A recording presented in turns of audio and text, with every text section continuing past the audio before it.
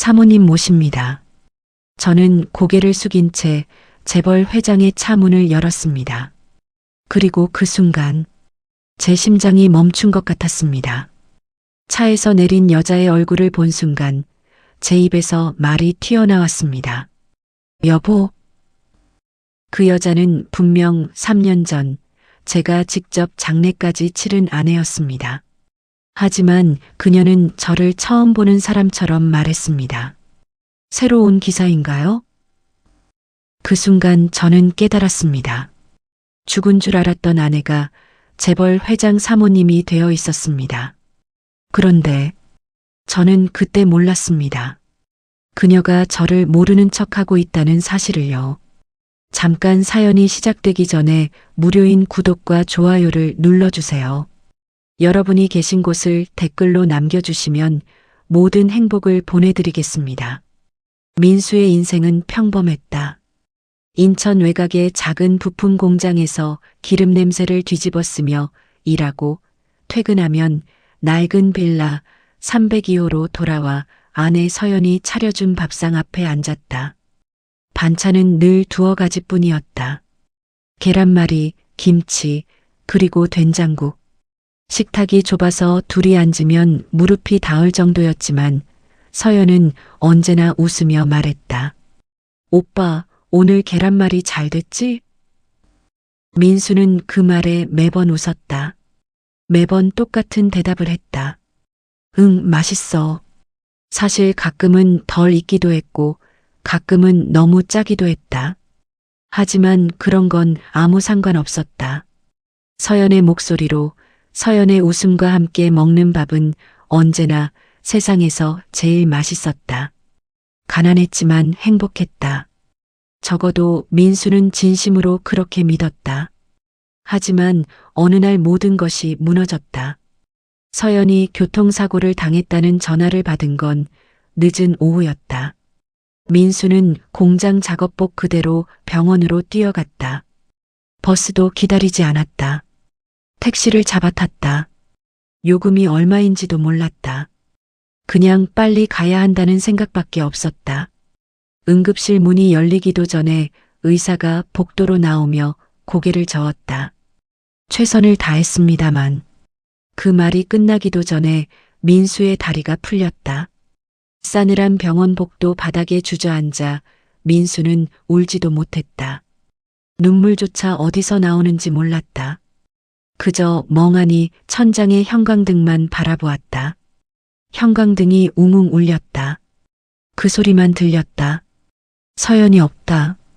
서연이 없어졌다. 머리로는 알겠는데 가슴이 받아들이지를 않았다. 장례는 단출했다.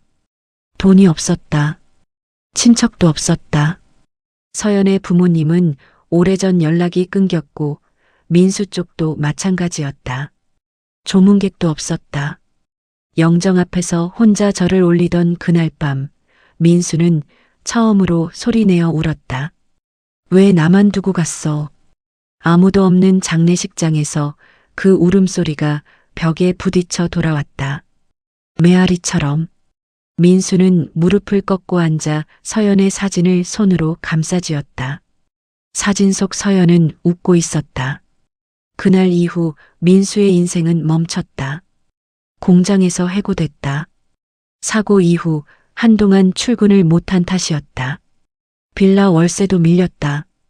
추운 겨울 집주인이 찾아와 문을 두드렸다. 민수는 문을 열지 않았다. 밥을 먹는 것도 귀찮아졌다. 편의점 삼각김밥 하나로 하루를 버티는 날이 이어졌다. 결국 반지하 방으로 이사했다. 창문으로는 지나다니는 사람들의 발만 보였다. 그 작고 습한 방에서 민수는 편의점 야간 알바를 전전했다. 밤새 카운터를 지키고 새벽에 돌아와 쓰러지듯 잠들었다. 3년이 그렇게 흘렀다. 살았다기보다 사라지고 있었다. 웃음이 사라졌다. 밥맛도 사라졌다. 꿈도 사라졌다. 어느 날 새벽에는 한강 다리 난간에 손을 얹은 적도 있었다. 강바람이 차가웠다. 아래를 내려다보았다. 어둡고 깊었다. 그때 주머니 속 낡은 사진 한 장이 손에 잡혔다. 서연의 사진이었다. 민수는 사진을 꺼내 바라보았다. 서연이 웃고 있었다. 302호 주방에서 계란말이를 들고 찍은 사진. 앞치마를 두르고 머리는 살짝 헝클어진 채로.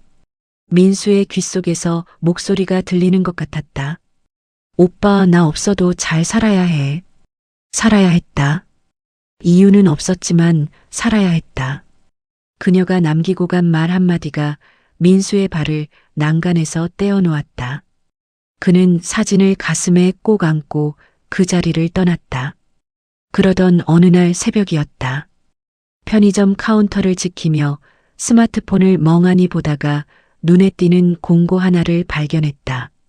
태성그룹 VIP 전담 운전기사 채용 경력 우대, 고연봉, 즉시 입주 가능. 태성그룹. 재계 순위 5손가락 안에 드는 대기업이었다. 민수는 피식 웃었다. 자기 같은 사람이 지원할 곳이 아니었다. 학벌도 없고 백도 없고 반지하방에 사는 편의점 야간 알바생이 무슨. 하지만 손가락은 이미 지원서 페이지를 누르고 있었다. 마지막으로 한 번만. 안 되면 그냥 어떻게든 되겠지. 자격증 사본 하나, 경력 기술서 한 장.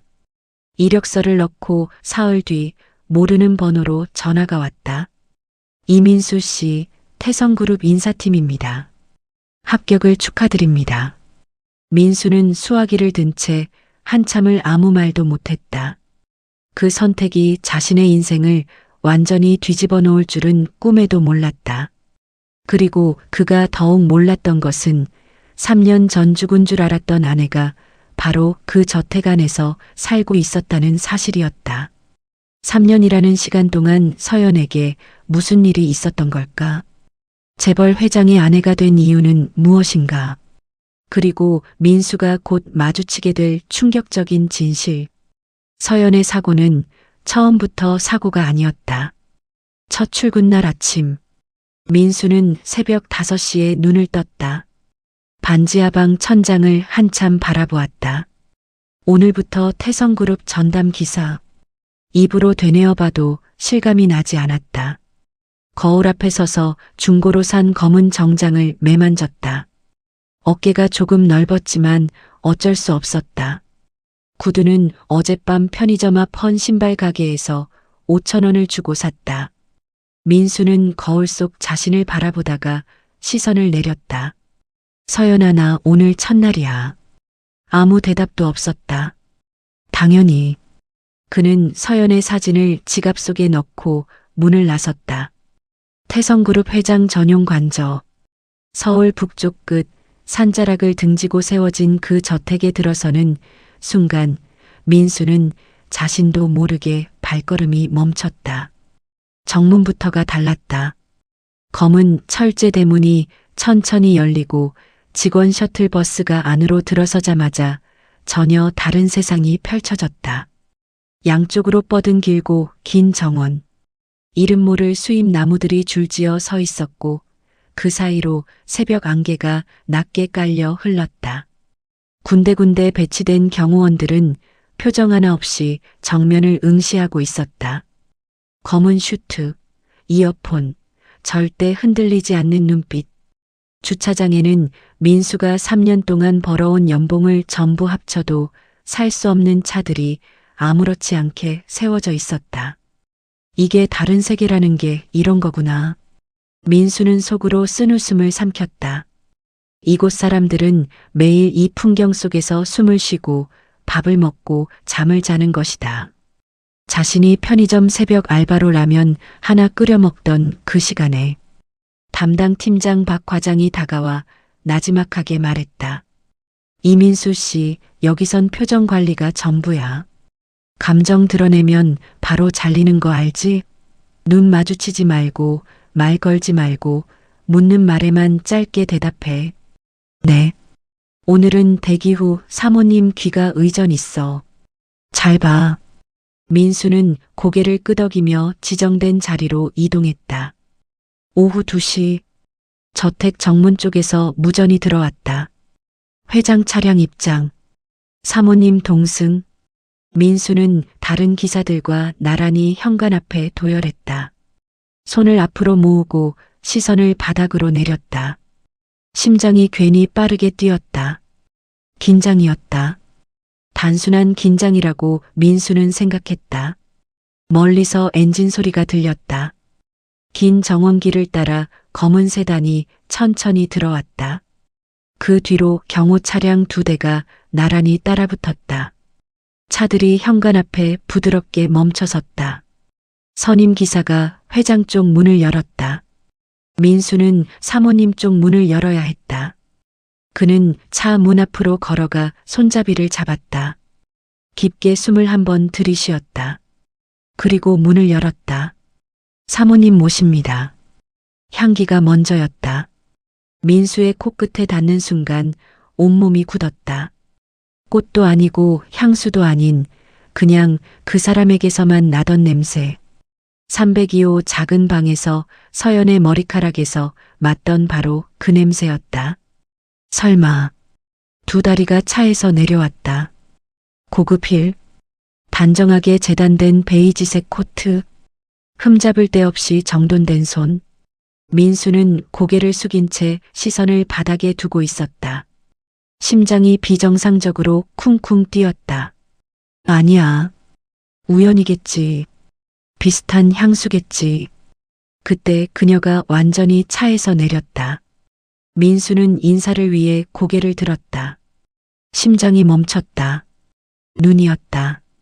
그 눈을 보는 순간 민수의 머릿속에서 무언가가 폭발하듯 터졌다. 302호 작은 주방. 계란말이를 뒤집으며 웃던 그 눈. 병원 대기실에서 그의 손을 꼭 쥐던 그 눈. 영정사진 속에서 웃고 있던 그 눈. 코, 입술, 턱선, 귓불 아래 아주 작은 점 하나. 민수만 아는 점이었다. 서연의 왼쪽 귓불 바로 아래, 콩알만 한 작은 점.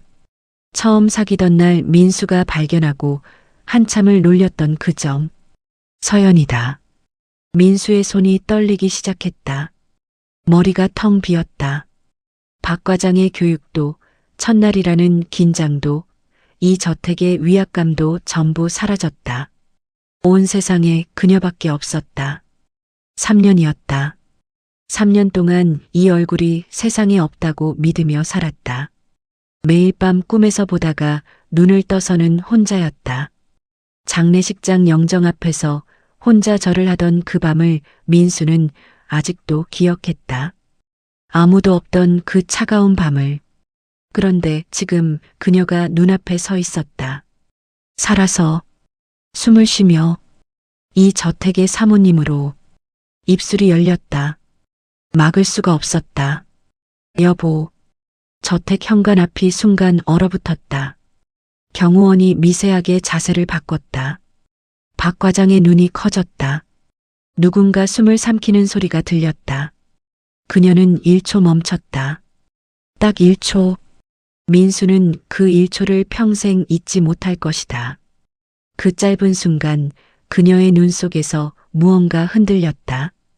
깊은 수면 아래에서 무언가 올라오다가 다시 가라앉는 것처럼.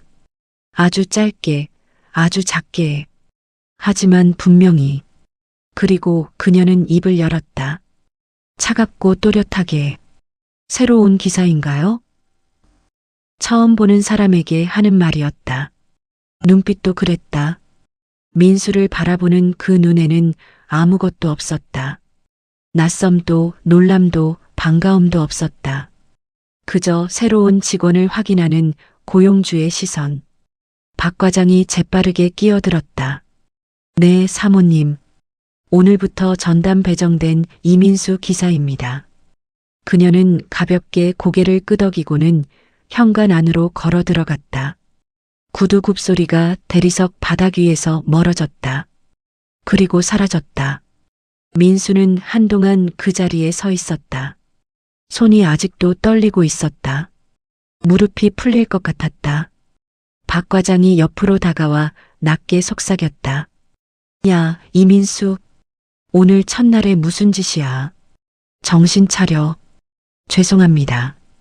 한 번만 더 그러면 당일 해고야. 알겠어? 민수는 고개를 끄덕였다. 하지만 그의 머릿속에는 단 하나의 생각만 맴돌았다. 그 1초, 모르는 사람이었다면 멈추지 않는다. 표정도 흔들리지 않는다.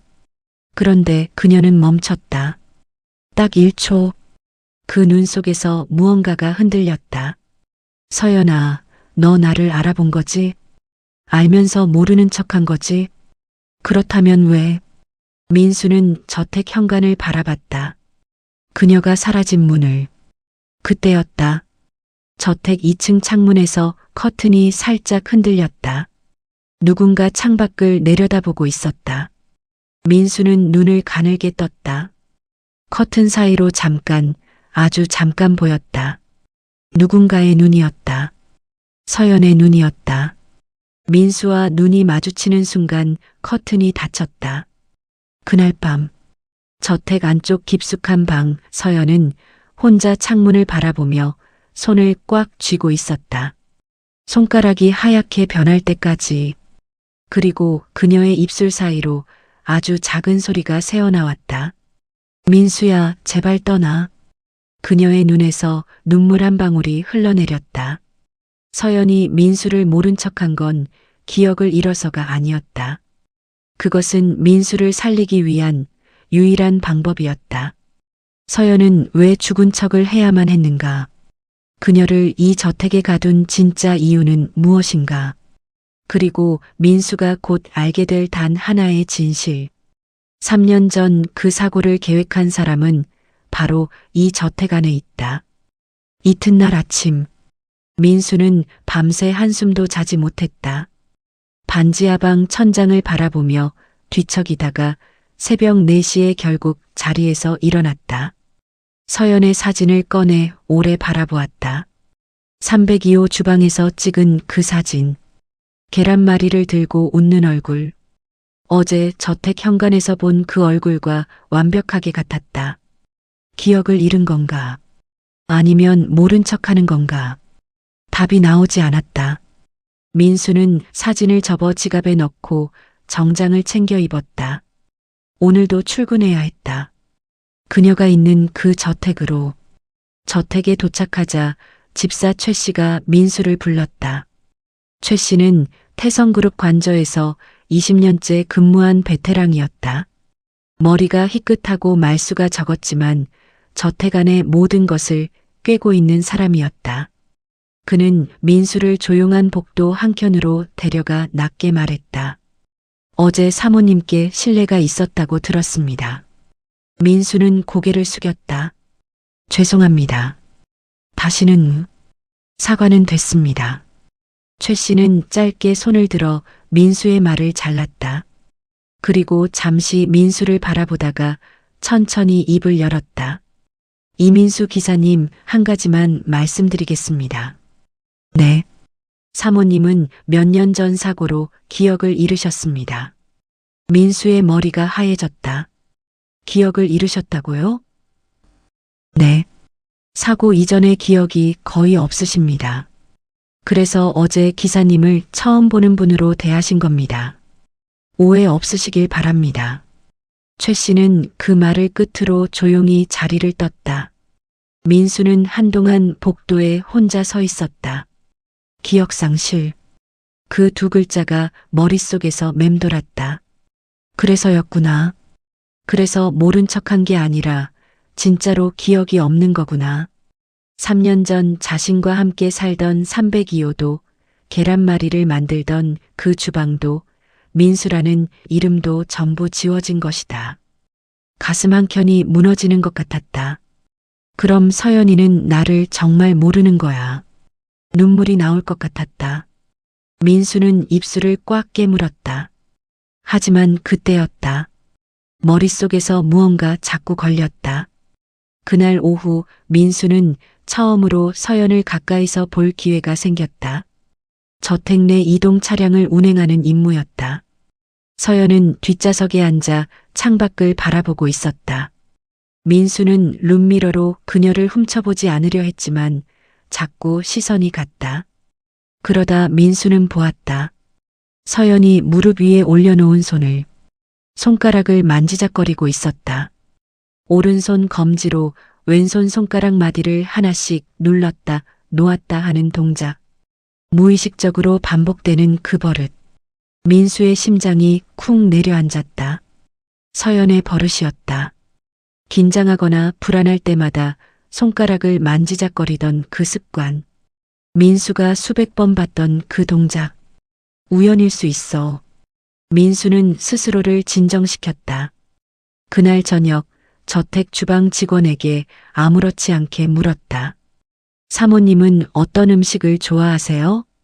혹시 특별히 챙겨드려야 할 게 있나요? 주방 직원이 대답했다. 된장찌개를 유독 좋아하세요. 다른 건 잘 안 드셔도 된장찌개는 꼭 챙겨드려요. 민수의 숨이 멎었다. 서연이 제일 좋아하던 음식이 된장찌개였다. 아무리 고급 레스토랑에 가도 결국 집에 오면 된장찌개가 먹고 싶다고 했던 서연.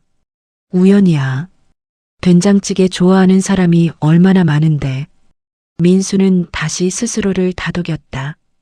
다음 날 오전, 민수는 저택 응접실 앞 복도에서 대기하고 있었다. 안쪽에서 서연이 방문객과 차를 마시는 소리가 들렸다. 잠시 후 도우미가 커피를 들고 들어갔다. 민수는 무심코 문틈 사이로 시선이 갔다. 서연이 커피잔을 받아들었다. 그리고 자연스럽게 설탕을 집었다. 하나, 그리고 또 하나, 2개, 정확히 2개. 민수는 그 자리에서 굳어버렸다. 서연은 커피에 꼭 설탕 2개를 넣었다. 민수가 처음 만났을 때부터 변하지 않던 습관이었다. 달달한 게 좋아. 딱 2개가 맞아. 그 말이 귓속에서 들리는 것 같았다. 된장찌개, 설탕 2개, 손가락을 만지작거리는 버릇. 셋 다 같았다. 우연이라고 하기엔 너무 많았다. 기억을 잃었다고 해도 몸에 새겨진 습관까지 지워지는 건가? 아니면 기억을 잃은 게 아닌 건가? 민수의 마음이 걷잡을 수 없이 흔들렸다. 그때 서연이 고개를 들었다. 복도에 서 있는 민수와 눈이 마주쳤다. 1초, 서연의 눈이 흔들렸다. 아주 미세하게. 하지만 분명히. 그리고 그녀는 조용히 시선을 거두었다. 민수는 그날 밤 반지하 방에 앉아 오래 생각했다. 기억상실이라는 말이 맞을 수도 있었다. 집사의 말이 거짓일 이유가 없었다. 하지만 몸이 기억하는 것들이 있었다. 된장찌개, 설탕 2개, 그 손가락 버릇, 그리고 무엇보다 눈이 흔들렸다. 기억이 없는 사람이라면 왜 눈이 흔들리는가? 처음 보는 낯선 기사를 왜 그런 눈으로 보는가? 서연아, 너 뭔가 숨기고 있지? 민수는 지갑에서 사진을 꺼냈다. 서연의 웃는 얼굴. 반드시 알아낼 것이다. 기억을 잃은 건지 모른 척하는 건지, 그녀가 이 저택에 갇혀 있는 건지 스스로 선택한 건지, 그리고 가장 중요한 것, 3년 전 그 사고의 진실. 민수는 사진을 꽉 쥐었다. 손끝이 하얗게 변했다. 다음 날 아침, 민수는 저택 지하 창고에서 우연히 오래된 서류 한 장을 발견한다. 거기엔 서연의 이름이 적혀 있었다. 그리고 그 옆에 적힌 단어 하나. 계약. 서연은 기억을 잃은 것이 아니었다. 그녀는 거래를 한 것이었다. 자신의 기억을, 자신의 이름을, 자신의 삶을 누군가와 맞바꾼 것이었다. 사흘이 지났다. 민수는 매일 저택으로 출근했다. 매일 서연을 보았다. 그리고 매일 아무 일도 없는 척 운전대를 잡았다. 쉽지 않았다. 룸미러에 그녀가 보일 때마다 심장이 이상하게 뛰었다. 신호를 기다리는 동안 뒷좌석이 조용해지면 그녀가 숨을 쉬는 소리까지 들리는 것 같았다. 3년 동안 잊으려 했던 그 사람이 매일 1미터 뒤에 앉아 있었다. 하지만 서연은 여전히 민수를 모르는 사람 대하듯 했다. 필요한 말만 했다. 짧고 단정하게. 강남으로 가주세요. 여기 세워주세요. 수고했어요. 그게 전부였다. 민수도 대답했다. 짧고 단정하게. 네, 사모님. 그게 전부였다. 이미지. 나흘째 되던 날 오후, 민수는 서연을 태우고 서울 도심을 달리고 있었다. 특별한 목적지가 없는 드라이브였다. 가끔 서연은 그렇게 그냥 달려달라고 했다. 창밖만 바라보면서 한강변 도로를 따라 차가 천천히 흘렀다. 봄이 오고 있었다. 강가 벚나무들이 막 꽃망울을 터뜨리기 시작했다. 연분홍 꽃잎이 바람에 흩날렸다. 서연은 창문을 조금 내리고 바람을 맞았다. 머리카락이 살짝 흩어졌다. 민수는 정면을 보며 운전했다. 보지 않으려 했다. 보이지 않으려 했다. 그때였다. 기사님. 낮고 조용한 목소리였다. 민수는 룸미러를 살짝 보았다. 네, 사모님. 서연은 창밖을 바라본 채로 말했다. 혹시 결혼하셨어요? 민수의 손이 핸들 위에서 미세하게 굳었다. 예상하지 못한 질문이었다. 왜 묻는 걸까? 가슴 한켠이 쿵 내려앉는 것 같았다. 잠시 침묵이 흘렀다. 했습니다. 지금은요? 또 잠시 침묵이 흘렀다. 민수는 숨을 한 번 가다듬었다. 덤덤하게 말하려 했다. 목소리가 떨리지 않게 아내가 죽었습니다.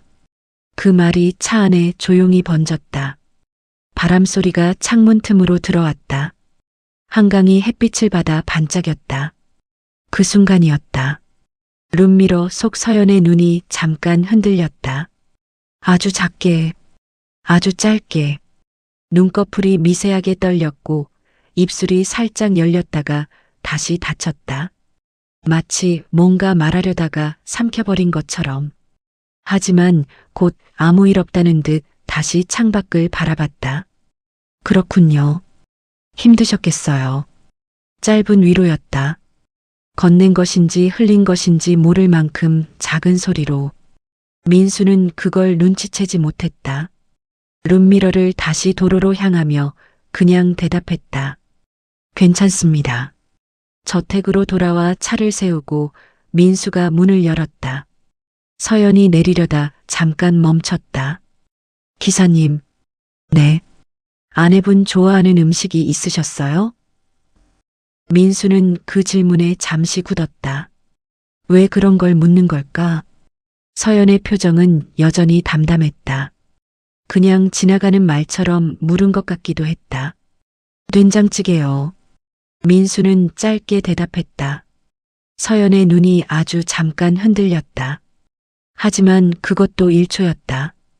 그렇군요. 그녀는 그 말만 하고 현관 안으로 걸어 들어갔다. 민수는 뒤를 바라보다가 고개를 저었다. 우연이겠지. 그냥 물어본 거겠지. 그날 오후 늦게 민수가 주차장에서 차를 점검하고 있을 때였다. 저택 1층 테라스에 서연이 나와 있었다. 혼자였다. 정원을 바라보며 천천히 차를 마시고 있었다. 경호원도 도우미도 없었다. 드문 일이었다. 민수는 고개를 숙이고 하던 일을 계속했다. 하지만 자꾸 눈이 갔다. 서연은 한 손에 찻잔을 들고 다른 손으로 난간을 짚고 있었다. 바람이 불어 머리카락이 날렸다. 그녀는 눈을 살짝 감았다. 봄바람을 느끼는 것처럼. 민수의 가슴이 찌릿했다. 서연이 봄을 좋아했다.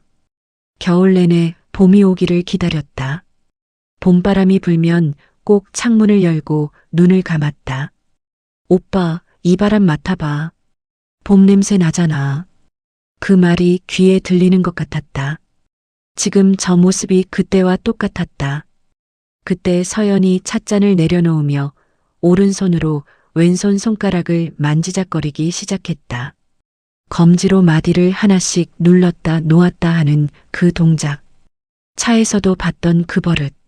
민수는 차 점검을 멈추고 그 손을 바라보았다. 저게 뭘 의미하는 걸까?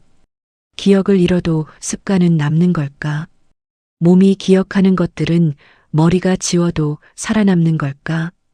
된장찌개를 좋아하는 것도, 커피에 설탕 2개를 넣는 것도, 봄바람에 눈을 감는 것도, 불안하면 손가락을 만지작거리는 것도 전부 서연이었다. 전부 그가 사랑했던 그 사람의 것이었다. 민수는 입술을 꽉 깨물었다. 기억이 없어도 괜찮아. 몸이 기억하고 있잖아. 내가 서연이라는 거 내 몸이 알고 있잖아. 그날 저녁 민수는 박 과장에게 조심스럽게 물었다. 사모님 사고가 몇 년 됐습니까? 박 과장은 잠시 민수를 바라보다가 낮게 말했다. 3년. 3년이요? 그래. 딱 3년 전이야. 왜? 민수는 아무렇지 않은 척 고개를 저었다. 아니요. 그냥요. 하지만 가슴이 쿵 내려앉았다. 3년. 서연이 죽었다는 연락을 받은 것도 3년 전이었다. 장례를 치른 것도 3년 전이었다. 그리고 서연이 기억을 잃었다는 그 사고도 3년 전이었다. 같은 시간이었다. 민수는 그날 밤 반지하 방에서 오래 앉아 있었다. 우연히 이렇게 많을 수는 없었다. 된장찌개, 설탕 2개, 손가락 버릇, 봄바람, 그리고 3년. 모든 것이 하나의 방향을 가리키고 있었다. 그때 민수의 핸드폰이 울렸다. 모르는 번호였다. 전화를 받자 들려온 목소리는 낮고 떨리고 있었다. 이민수 씨 저 아세요? 여자 목소리였다. 민수가 한 번도 들어본 적 없는 목소리였다. 하지만 그 다음 말에 민수의 손에서 핸드폰이 떨어질 뻔했다. 저 서연 씨 친구예요. 서연 씨가 살아있다는 거 알고 계시죠? 전화는 짧았다. 서연 씨 친구예요. 서연 씨가 살아있다는 거 알고 계시죠? 민수가 대답하기도 전에 전화가 끊겼다. 민수는 한참 동안 꺼진 화면을 바라보았다.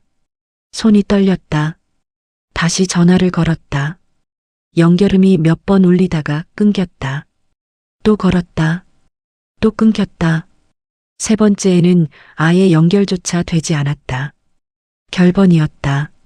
민수는 핸드폰을 내려놓고 벽에 등을 기댔다.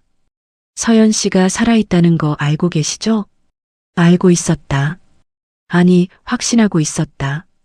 하지만 그 목소리를 통해 다른 누군가도 알고 있다는 사실이 뭔가를 바꿔놓았다. 자신만의 착각이 아니라는 것. 자신만 보이는 환영이 아니라는 것. 서연은 살아있었다. 그리고 누군가 그것을 알고 있었다. 이틀 뒤 민수는 결심했다. 감으로는 부족했다. 된장찌개도 설탕 2개도 손가락 버릇도 전부 확신이었지만 증거가 아니었다. 증거가 필요했다. 민수는 퇴근 후 인터넷 검색부터 시작했다. 태성그룹 회장 강태준, 나이 53, 재계 4위, 2번의 결혼 이력. 첫 번째 부인은 10년 전 이혼, 2번째 부인은 4년 전 결혼. 4년 전. 민수는 숫자를 멍하니 바라보았다. 서연이 죽었다는 연락을 받은 건 3년 전이었다. 그전 1년 동안 서연은 어디에 있었던 걸까? 민수는 더 파고들었다. 하지만 태성그룹 사모님에 대한 정보는 거의 없었다. 재벌가 특유의 철저한 언론 통제. 이름도 나오지 않았다. 사진도 없었다. 그저 강 회장이 재혼했다는 짧은 기사 한 줄뿐이었다. 민수는 노트북을 덮었다. 직접 알아내야 했다. 기회는 생각보다 빨리 왔다. 사흘 후 오전 민수는 저택 내 서류를 운반하는 심부름을 맡았다. 지하 자료실에서 서류를 가져오는 일이었다. 단순한 심부름이었다. 하지만 지하 자료실 선반을 훑다가 민수의 손이 멈췄다. 낡은 파일 하나. 다른 것들과 달리 라벨이 없었다. 민수는 주위를 살핀 뒤 파일을 펼쳤다. 병원 서류였다. 3년 전 날짜, 수도권 외곽의 작은 병원 이름, 그리고 환자 기록, 신원불명 여성, 추정 나이 20대 후반, 교통사고로 인한 중상, 치료비 전액 태성그룹 강태준 회장 지원. 민수의 눈이 페이지를 빠르게 훑었다. 사고 당시 소지품 없음, 신분증 없음, 지문 대조 불일치, 보호자 없음. 다음 페이지. 환자 회복 후 기억상실 진단. 사고 이전 기억 부재. 이름, 주소, 가족관계 전무. 그리고 마지막 페이지. 퇴원 일자. 인수자 강태준. 민수는 파일을 손에 쥔 채 한동안 움직이지 못했다. 그림이 그려졌다. 서연이 사고를 당했다. 신원을 알 수 없는 상태로 병원에 실려갔다. 강태준이 치료비를 댔다. 기억을 잃은 서연을 곁에서 돌봤다. 그리고 결혼했다. 강태준은 처음부터 서연이 누구인지 알았을까? 아니면 몰랐을까? 민수는 파일을 원래 자리에 꽂았다. 손이 떨렸다. 그날 오후, 민수는 서연을 태우고 병원으로 향했다. 정기 검진이었다. 차 안은 조용했다. 민수는 운전하면서 수십 번 말을 꺼내려 했다. 삼켰다. 또 꺼내려 했다. 또 삼켰다. 신호에 차가 멈췄다. 사모님. 자신도 모르게 말이 나왔다. 네. 서연의 목소리가 뒤에서 들렸다. 사고 전 기억이 정말 하나도 없으십니까? 잠시 침묵이 흘렀다. 서연은 천천히 대답했다. 없어요. 꿈도 안 꾸십니까? 가끔 뭔가 떠오르는 것도요? 이번엔 더 긴 침묵이었다. 왜 그런 걸 물어요? 서연의 목소리가 조금 낮아졌다. 경계하는 것 같기도 했다. 민수는 핸들을 고쳐 잡았다. 아닙니다. 실례했습니다. 신호가 바뀌었다. 차가 다시 움직였다. 그런데 잠시 후였다. 가끔요. 서연의 목소리가 작게 들렸다. 예. 가끔 꿈을 꿔요. 작은 주방이 나와요. 좁고 낡은 곳인데 이상하게 무섭지가 않아요. 따뜻한 꿈이에요. 민수의 눈이 흔들렸다. 302호였다. 그 좁고 낡은 주방이었다. 그 꿈에 사람이 나옵니까? 잘 모르겠어요. 얼굴은 안 보여요. 그냥 누군가 옆에 있는 것 같은 느낌. 민수는 더 이상 말을 잇지 못했다. 목이 메었다. 그게 나야, 서연아. 그 주방이 우리 집이야. 병원에서 돌아오는 길이었다. 서연은 창밖을 바라보다가 조용히 말했다. 기사님은 아내분 꿈 꿔요? 매일 꿉니다. 어떤 꿈이에요? 민수는 잠깐 생각했다. 밥 먹는 꿈이요. 둘이 같이 밥 먹는 꿈. 서연이 아무 말도 하지 않았다. 하지만 민수는 보았다. 룸미러 속에서 서연이 눈을 감는 것을. 딱 3초.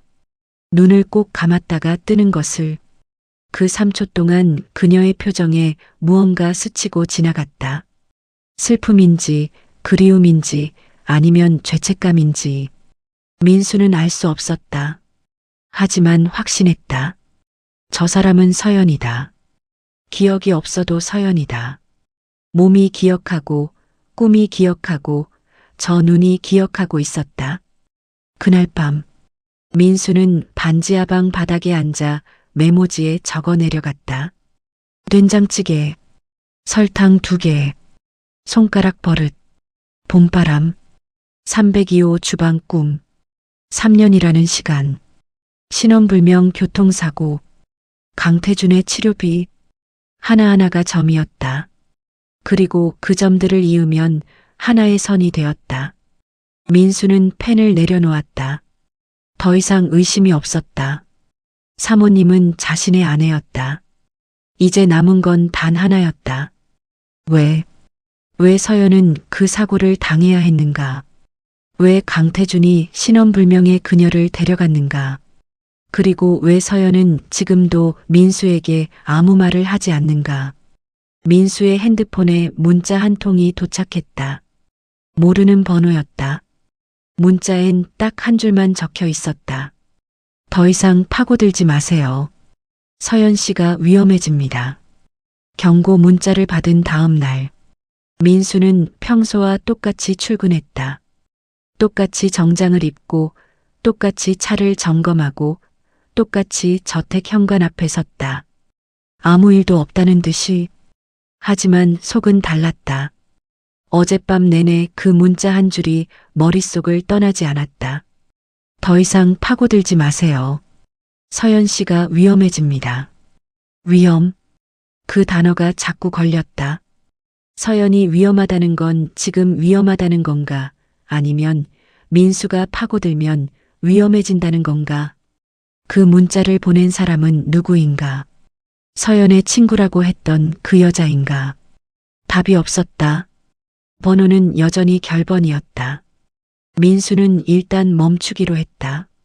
서연이 위험해진다면 멈춰야 했다. 진실보다 서연이 먼저였다. 그런데 이상한 일이 벌어지기 시작했다. 민수가 멈추자 오히려 서연이 다가왔다. 처음엔 작은 것들이었다. 이동 중에 창밖을 바라보다가 불쑥 말을 꺼내는 것들. 필요한 말이 아닌 그냥 하는 말들. 기사님, 저기 꽃집 예쁘네요. 오늘 날씨가 좋네요. 기사님은 봄이 좋아요. 가을이 좋아요? 민수는 짧게 대답했다. 하지만 가슴이 이상하게 흔들렸다. 서연이 먼저 말을 거는 것 자체가 처음이었다. 박 과장은 그게 신기하다고 했다. 사모님이 기사한테 말 거는 거 처음 봤어. 원래 이동 중엔 아무 말도 안 하시거든. 민수는 아무 말도 하지 않았다. 어느 봄날 오후였다. 서연을 태우고 서울 외곽 드라이브를 하던 중이었다. 산 아래 작은 마을을 지나는 길이었는데 서연이 갑자기 말했다. 기사님, 잠깐 세워줄 수 있어요? 네, 사모님. 민수는 길가에 차를 댔다. 서연이 문을 열고 내렸다. 민수도 따라 내렸다. 서연이 서 있는 곳은 작은 분식집 앞이었다. 낡고 오래된 가게였다. 유리창 너머로 김이 모락모락 피어오르는 게 보였다. 서연은 한참 그 가게를 바라보았다. 어릴 때 이런 데서 자주 먹었던 것 같아요. 기억은 없는데 보면 왜 이렇게 당기는지. 혼잣말 같았다. 민수에게 하는 말 같기도 했다. 민수는 그 가게를 바라보았다. 떡볶이 가게였다. 서연이 좋아하던 가게가 딱 저런 모습이었다. 302호 근처 골목에도 저런 가게가 있었다. 퇴근하는 길에 서연이 자꾸 끌어당겼던 그 가게. 들어갈까요? 민수가 말했다. 서연이 그를 바라보았다. 잠시 망설이다가 작게 고개를 끄덕였다. 둘이 나란히 좁은 가게 안에 앉았다. 기사와 사모님이 같이 분식집에 앉아 있는 게 어색한 그림이었지만 이상하게 어색하지 않았다. 서연은 떡볶이를 한 입 먹고 잠시 눈을 감았다. 맛있다. 작은 목소리였다. 진심이 담긴. 민수는 그 모습을 바라보다가 시선을 내렸다. 가슴이 꽉 막히는 것 같았다. 서연이 떡볶이를 먹을 때 항상 저런 표정을 지었다. 눈을 살짝 감고 입꼬리가 올라가고. 하나도 안 변했네. 생각이 튀어나왔다. 간신히 삼켰다. 돌아오는 차 안이었다. 서연은 한참 창밖을 바라보다가 조용히 말했다. 기사님. 네, 사모님. 이상하게. 말이 잠깐 끊겼다. 민수는 핸들을 잡은 채 기다렸다. 이상하게 기사님이랑 있으면 마음이 편해요. 민수의 가슴이 무너졌다. 심장이 쿵 내려앉으면서 동시에 무언가 뜨거운 것이 차오르는 것 같았다. 눈물인지 뭔지 알 수 없는 것이 목 뒤쪽에서 올라왔다.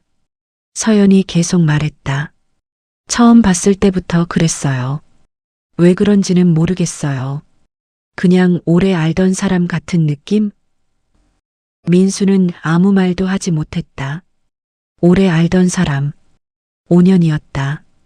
민수와 서연이 함께한 시간이 3년을 사귀고 2년을 살았다. 302호의 좁은 주방에서, 낡은 소파에서, 한강 벤치에서 그 5년이 서연의 몸 어딘가에 남아있는 것이었다. 감사합니다, 사모님. 민수는 간신히 그 말만 했다. 말하고 싶은 게 수백 가지였다. 나도 그래요. 당연하죠. 우린 부부였으니까요. 서연아, 나야. 나 민수야. 기억 안 나? 하지만 말하지 못했다. 경고 문자가 머릿속에서 울렸다.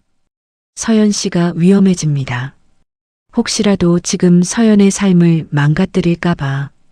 이 저택에서, 이 생활에서 서연이 겨우 뿌리를 내린 이 자리에서 모든 걸 뒤흔들어 버릴까봐.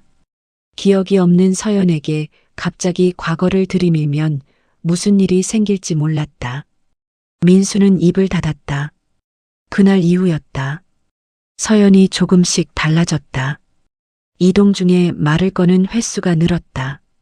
오늘 있었던 일을 이야기하기도 했고 사소한 것들을 물어보기도 했다. 어떤 날은 민수가 좋아하는 음식이 뭔지 물었고 어떤 날은 어디 출신이냐고 물었다. 민수는 하나씩 대답했다. 그러면서 자꾸 서연의 것들을 피했다. 서연이 좋아하던 것들, 둘이 함께 했던 것들. 혹시 서연이 알아챌까봐. 혹시 이상하게 생각할까봐. 하지만 이상한 건 반대였다. 서연이 민수를 알아가면 알아갈수록 그녀의 표정이 조금씩 부드러워졌다. 딱딱하게 닫혀있던 무언가가 천천히 녹는 것 같았다. 그리고 어느 날 오후 서연이 차에 타면서 민수에게 작은 봉투를 내밀었다. 기사님. 네. 이거 그냥 드리는 거예요. 봉투 안에는 된장찌개 막 컵라면이 2개 들어 있었다. 오다가 편의점에서 샀어요. 왜 샀는지는 모르겠는데 손이 갔어요. 서연은 그 말을 하고 차에 올랐다. 민수는 그 봉투를 손에 든 채 한동안 서 있었다. 된장찌개. 서연이 고른 건 된장찌개였다. 기억이 없어도 몸이 기억하는 것들이 있었다. 그리고 그 몸의 기억이 민수를 향하고 있었다. 그날 밤 민수는 컵라면 2개를 책상 위에 올려놓고 오래 바라보았다. 열어서 먹을 수가 없었다. 서연의 손이 닿은 것이었다. 민수는 서연의 사진을 꺼내 컵라면 옆에 나란히 놓았다. 그리고 처음으로 소리내어 말했다. 서연아, 나 아직 여기 있어. 눈물이 흘렀다. 3년 만에 처음 흘리는 눈물이었다. 그런데 그 순간이었다. 저택 CCTV 모니터를 담당하는 경비실에서 화면 하나가 포착되고 있었다. 민수와 서연이 분식집 앞에 나란히 서 있던 오후의 장면이었다. 그 화면을 바라보는 사람이 있었다. 강태준이었다. 그의 손이 천천히 책상 위 인터폰을 향해 뻗었다. 비서실장, 이민수 기사 신원 다시 조회해. 회장이 신원 조회를 지시한 다음 날, 민수는 아무것도 몰랐다. 평소와 똑같이 출근했고, 평소와 똑같이 차를 점검했고, 평소와 똑같이 저택 현관 앞에 섰다. 하지만 저택 안 어딘가에서 무언가가 조용히 움직이고 있었다. 민수는 느끼지 못했다. 오전 일정은 단순했다. 서연을 태우고 강남 쪽 갤러리에 들렀다가 돌아오는 코스였다. 1시간 남짓한 이동이었다. 서연은 차에 타면서 평소보다 조용했다. 창밖을 바라보는 눈이 어딘가 먼 곳을 향해 있었다. 생각에 잠긴 것 같았다. 민수는 먼저 말을 걸지 않았다. 그냥 운전했다. 한강을 건너는 다리 위에서였다. 기사님, 네, 사모님. 이상한 꿈을 꿨어요. 민수는 핸들을 잡은 채 조용히 기다렸다. 어젯밤에요. 꿈인데 꿈 같지가 않았어요. 너무 선명해서. 서연의 목소리가 평소와 달랐다. 약간 떨리는 것 같기도 했고 무언가를 조심스럽게 꺼내는 것 같기도 했다. 어떤 꿈이셨는데요? 작은 집이었어요. 낡고 오래된 곳인데 주방에서 된장찌개를 끓이고 있었어요. 민수의 손이 떨렸다.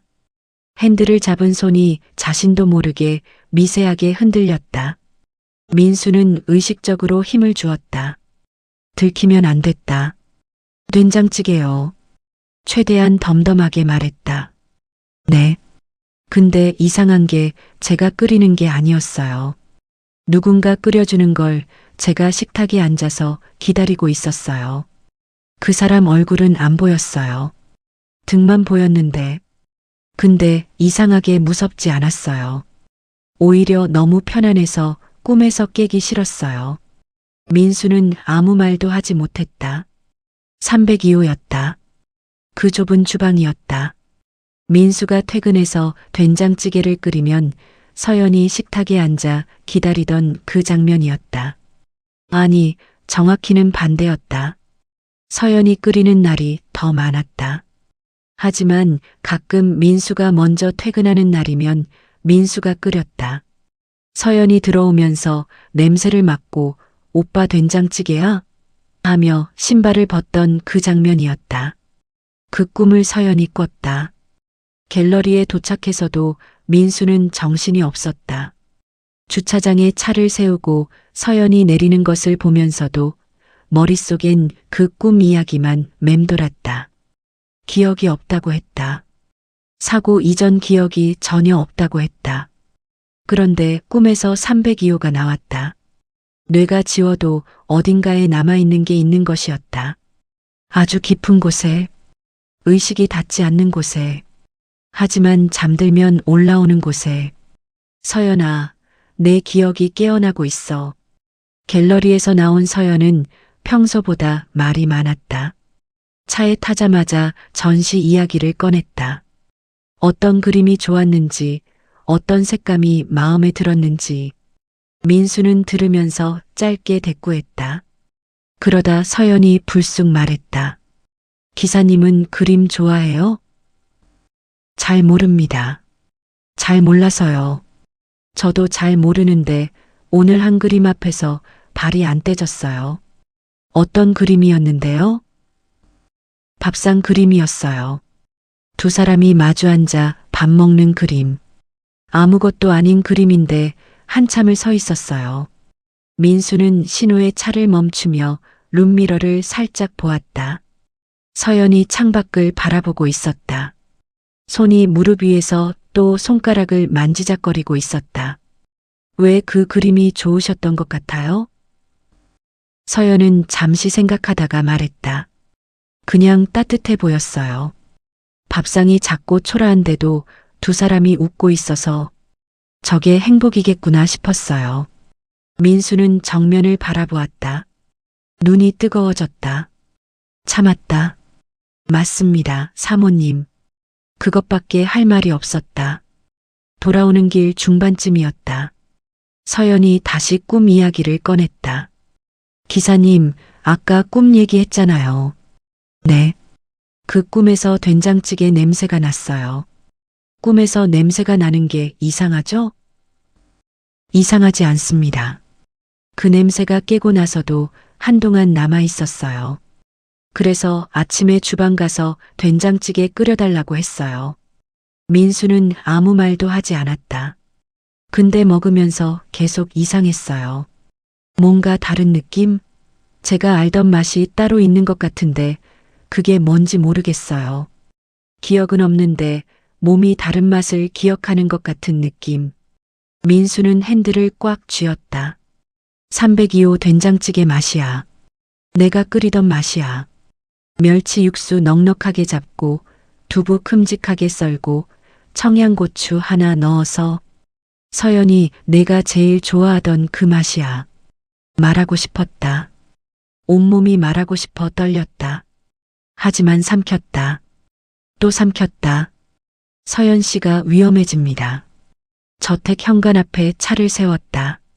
서연이 내리려다 멈췄다.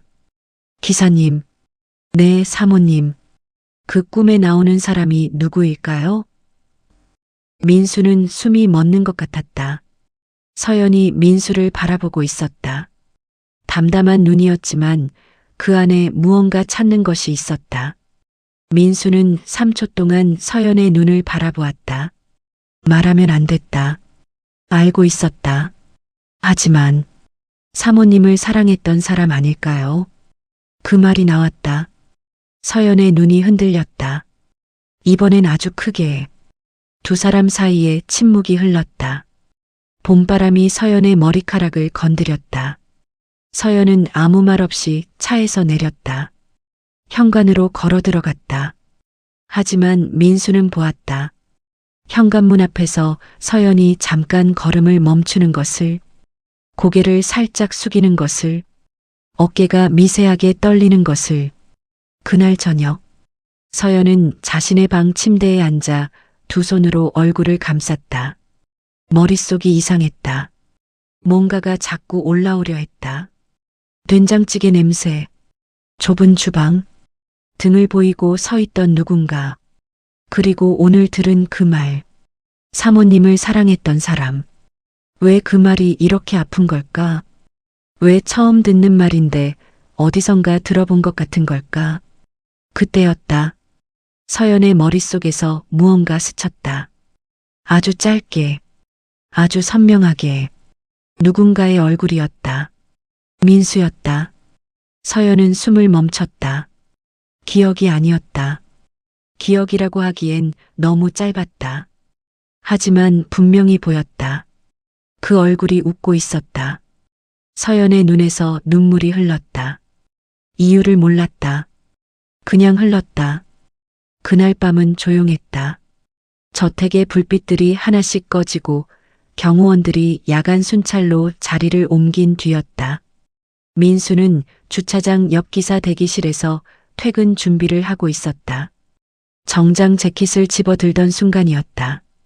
노크 소리가 들렸다. 들어오세요. 문이 열렸다. 서연이었다. 민수는 굳었다. 사모님이 직접 기사 대기실을 찾아오는 건 처음이었다. 서연은 평상복 차림이었다. 흰 블라우스에 얇은 카디건, 화장기 없는 얼굴, 머리카락을 묶지 않아 어깨 위로 흘러내려 있었다. 그 모습이 302호의 서연과 너무 똑같았다. 사모님, 무슨 일이? 민수 씨. 민수의 몸이 굳었다. 민수 씨. 사모님이라고 불렀다. 기사님이라고 불렀다. 이름을 부른 적은 한 번도 없었다. 그런데 지금 민수 씨라고 했다. 그것도 그 목소리로, 그 사람만 쓰던 그 말투로. 방 안 공기가 달라졌다. 민수는 한 발짝도 움직이지 못했다. 서연이 천천히 걸어 들어왔다. 눈이 빨개져 있었다. 오래 울었거나 오래 참았거나. 둘이 마주섰다. 1미터 남짓한 거리였다. 서연의 눈에서 눈물이 흘렀다. 여보, 기억났어? 민수의 목소리가 떨렸다. 간신히 나온 말이었다. 서연은 고개를 저었다. 아니었다. 그게 아니었다. 나 사실 기억 잃은 적 없어요. 민수의 세상이 멈췄다. 귀가 먹먹해졌다. 방금 들은 말이 뇌까지 닿는데 시간이 걸렸다. 뭐? 서연이 울면서 말했다. 사고 후에 병원에서 깨어났을 때요. 처음부터 다 기억났어요. 민수 씨도 302호도 우리가 같이 살던 것도 전부 다요. 민수는 말을 잃었다. 서연이 계속했다. 울음을 참으면서, 하지만 말을 멈추지 않으면서. 그런데 퇴원하고 나서 민수 씨를 찾아봤어요. 몰래. 그때 민수 씨가 너무 힘들게 살고 있었어요. 민수는 숨을 들이켰다. 반지하방에서, 편의점 알바에서, 내가 죽었다고 생각하고 한강 다리에도 갔던 거 알아요. 눈물이 흘렀다. 민수의 눈에서 막으려 했는데 막아지지 않았다. 내가 살아있다는 걸 알리면 민수 씨가 다시 나한테 매달릴 것 같았어요. 아무것도 없는 나한테. 그러면 민수 씨 인생이 또 멈출 것 같아서. 서연아, 내가 돌아가 봤자 내가 줄 수 있는 게 없었어요. 돈도 없고 건강도 망가지고 아무것도. 그런데 민수 씨는 새로 시작할 수 있을 것 같았어요. 내가 없으면. 서연아. 그래서 모르는 척 했어요. 기억 잃은 척 했어요. 그게 민수 씨한테 제일 좋은 거라고 생각했어요. 서연아. 민수의 목소리가 갈라졌다. 서연이 멈췄다. 민수는 두 손으로 얼굴을 감쌌다. 어깨가 흔들렸다. 3년 동안 참았던 것들이 한꺼번에 쏟아지는 것 같았다. 한참 뒤 민수는 얼굴을 들었다. 눈이 빨갰다. 목소리가 떨렸다. 하지만 또렷하게 말했다. 내가 새로 시작하길 바랐어? 서연이 고개를 끄덕였다. 나는 단 하루도 새로 시작한 적 없었어. 서연의 입술이 떨렸다. 3년 동안 매일 너였어. 된장찌개 냄새 날 때마다, 봄바람 불 때마다, 아무 이유 없이 새벽에 눈 떠질 때마다 전부 너였어. 민수 씨, 내가 없어서 내 인생이 나아진 게 아니야. 내가 없어서 내 인생이 없었던 거야. 서연의 눈에서 눈물이 쏟아졌다. 민수도 울고 있었다. 둘 사이에 1미터가 좁혀졌다. 그때였다. 뒤에서 목소리가 들렸다. 그 이야기 나도 알고 있었소. 민수와 서연이 동시에 돌아봤다. 문가에 강태준이 서 있었다. 언제부터 있었는지 몰랐다. 그는 평소와 다름없는 표정이었다. 차갑지도 놀라지도 않았다. 그저 조용하고 무거운 눈으로 두 사람을 바라보고 있었다. 민수는 몸이 굳었다. 강태준이 천천히 방 안으로 들어섰다. 서연 씨가 기억을 되찾은 건 사고 직후였소. 내가 지켜봤으니까. 서연이 숨을 멈췄다. 알면서도 묻지 않았소. 서연 씨가 스스로 선택하길 기다렸어. 회장님. 강태준은 서연을 바라보았다. 그 눈 안에 여러 감정이 있었다. 하지만 민수가 읽은 건 하나였다. 체념. 오래전에 이미 결론을 내린 사람의 눈이었다. 나는 서연 씨 곁에 있어줄 수는 있었소. 하지만 서연 씨 마음 안에 들어갈 수는 없었어. 그는 민수를 바라보았다. 사람은 결국 처음 사랑한 사람에게 돌아가는 법이요. 그리고 돌아섰다. 발소리가 복도를 따라 멀어졌다. 문이 조용히 닫혔다. 방 안에 민수와 서연만 남았다. 서연이 민수를 바라보았다. 민수가 서연을 바라보았다. 3년이었다. 죽음보다 길었던 3년이었다. 민수가 먼저 손을 뻗었다. 서연의 손을 잡았다. 302호에서 수백 번 잡던 그 손이었다. 차갑지도 낯설지도 않았다. 그냥 서연의 손이었다. 서연이 민수의 가슴에 이마를 기댔다. 아무 말도 하지 않았다. 말이 필요 없었다. 그날 나는 알았습니다. 사람의 인연은 죽음보다도 강하다는 것을. 서연은 나를 지우려 했습니다. 나를 잊게 하려 했습니다. 나를 놓아주려 했습니다. 하지만 몸이 기억했습니다. 된장찌개 냄새가 기억했습니다. 손가락 버릇이 기억했습니다. 봄바람이 기억했습니다. 꿈이 기억했습니다. 사랑은 기억보다 깊은 곳에 있었습니다. 뇌가 지워도 시간이 흘러도 세상이 갈라놓아도 결국 돌아오게 되어 있었습니다. 처음 사랑한 사람에게 언제나 반드시 우리는 그날 밤 302호로 돌아가지 않았습니다. 302호는 이미 없었으니까요. 하지만 괜찮았습니다. 서연이 내 옆에 있으면 어디든 302호였으니까요. 끝까지 함께 해주셔서 감사합니다. 인생사연 한 편이었습니다.